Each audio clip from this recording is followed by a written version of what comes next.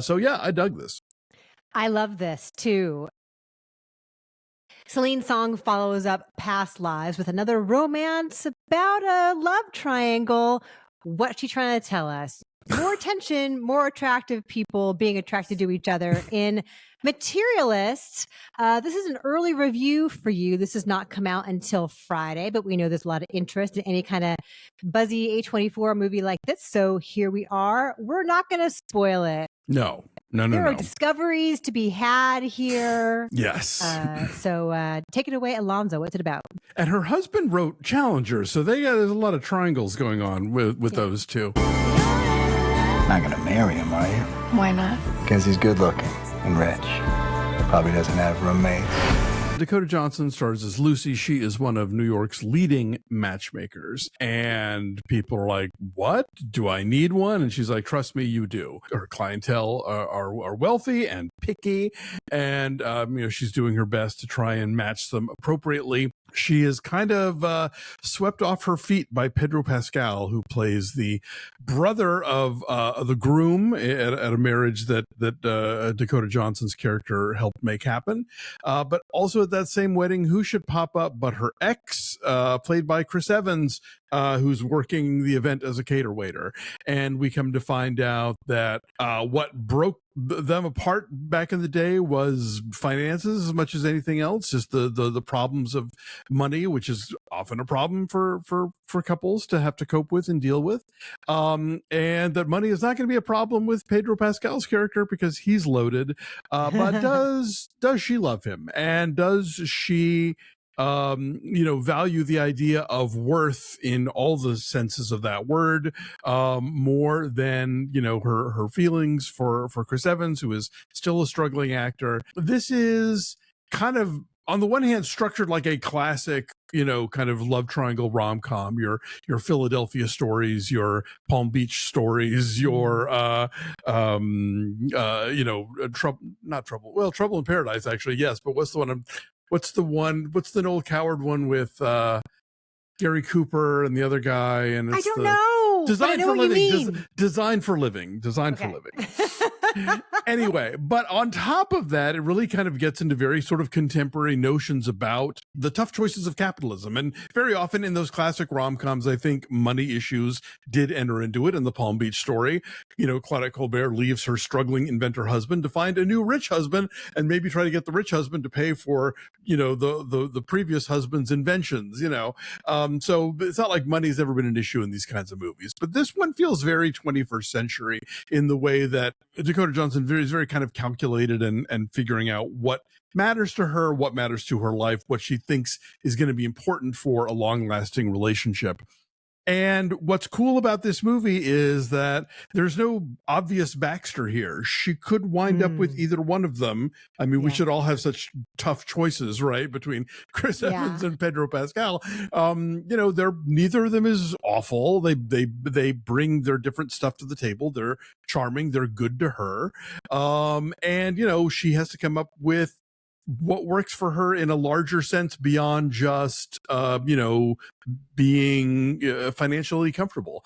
And all of this is set against a kind of not fairy tale New York, but definitely a privileged New York, a comfy New York. When Pedro Pascal takes Dakota Johnson to his penthouse, she is as much taking in the real estate as she is the fact that he is nibbling on her neck. Both of these things are titillating. I found this movie really delightful. I thought it was funny and smart, and I didn't know where it was going. And I thought it gives you that sort of rom-com gloss, but also gives you the complicated mechanics of three human beings who are complex individuals with, motives and feelings and pasts and all that stuff. I dug this. I love this too. And I think the trailers do an enormous disservice because they make it seem like it's this light, frothy thing. Sure. And it's not. I mean, it's funny. Quite frequently, it's very funny just in the foibles and the expectations. And it kind of goes through the motions of what you think a rom-com structure should be. I mean, there's even like its own version of the bad first date montage. But the first dates are all with Lucy as she's interviewing, potential clients for what they want. And so I love it. It sort of lulls you in with some of the comfy trappings of elite New York and the clothes and the parties and the apartments. Yeah. That shot where he brings her home for the first time, the look on her face is perfect because she's really more into like, oh my God, this living room's enormous. And she has to do both those things at the same time and does that very, very well. You mentioned the kind of screwball comedies this harkens to.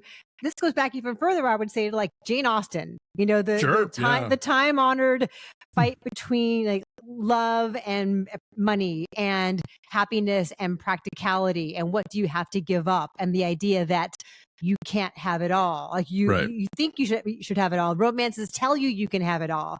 You can't really have it all. Maybe you can have parts of it, but not all at the same time. Yeah. Are you going to be a romantic or a materialist? You know? Yeah. I mean, like the trailer for this is playing like Madonna, Material Girl. Like this is nothing like that, and I love that about it. There's like a melancholy kind of undercurrent here as it goes along, as far as like the tough decisions that she's going to have to make if she's going to be true to herself. You know, as you say, both these guys are great. Like they're great looking and they're both into her, and there's no obvious asshole here. It's not like, oh, clearly she should be with this guy and not this guy. Like you can imagine a future with either of them.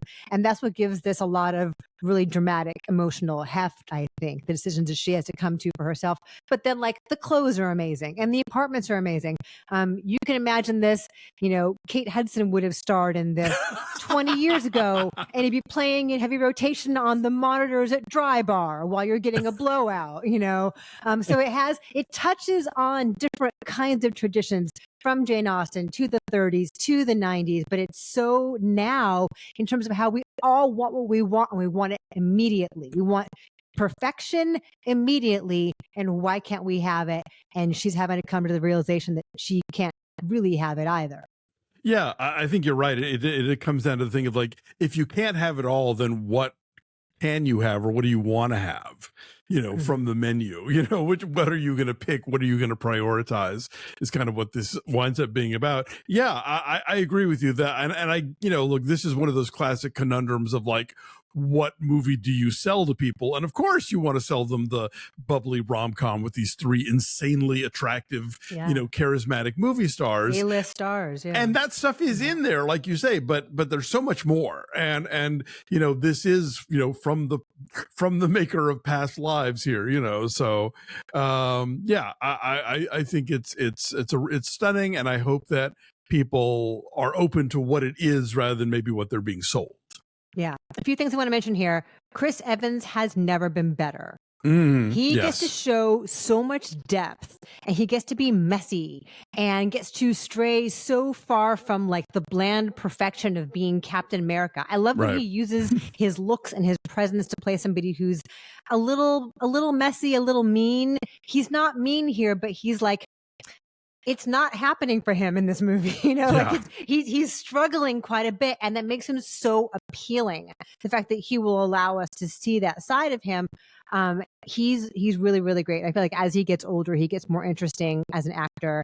I want to mention cinematographer Shabir Kirchner. I was just going to bring them up. Yes, also brought Past Lives, Lives and all 5 Small Axe films. Yeah, it's like there's like a dreamy kind of haze about it sometimes. There's stuff that happens in a car, there's a road trip, and all of that. Like it is so transporting, the use of lighting, the use of how the sunlight is changing. And so it's a beautiful film. And that's what gives a lot of it its wistful quality, I think, is the way that it's shot.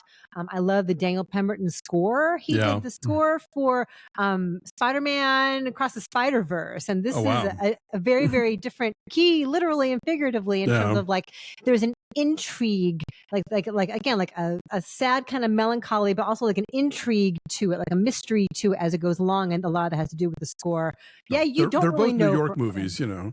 Yeah, that's true. You don't really know for a long time though where it's going to end up, and I love that about it. I love the credit that it gives us for coming along for a ride that is not going to be as obvious as this kind of film looks like it should be. Yeah, exactly. You know, and I think it again, it very sort of skillfully gets away from the thing of like, oh, well, this person's terrible, so of course she has to wind up with this other person. Yeah. And it's like, no, a case could be made, you know, either way. And it's kind of up to her figuring out what ultimately does matter the most, you know? Yeah. And there's some good casting in smaller parts too, like Zoe Winters, who is one of Lucy's main clients. Yeah, she's terrific. She was the executive assistant on Succession. She was Logan Roy's last girlfriend on Succession. And then Louisa Jacobson from the Golden Age is you know, is the bride at the beginning of this, so she knows from Love versus Money.